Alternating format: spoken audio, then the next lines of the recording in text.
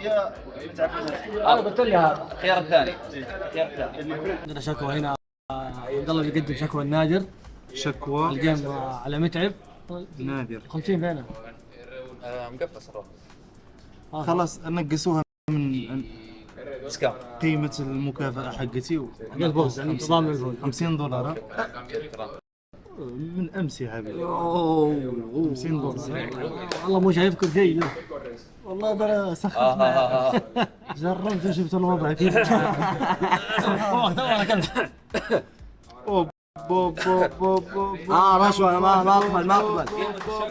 انا ما اقبل شوف رشوة ذي.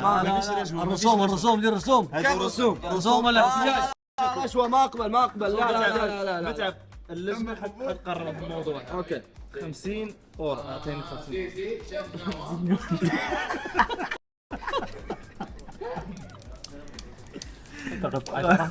انت غلط. حقك خليها بعدي معايا. كمل يا شيخ. النهائي.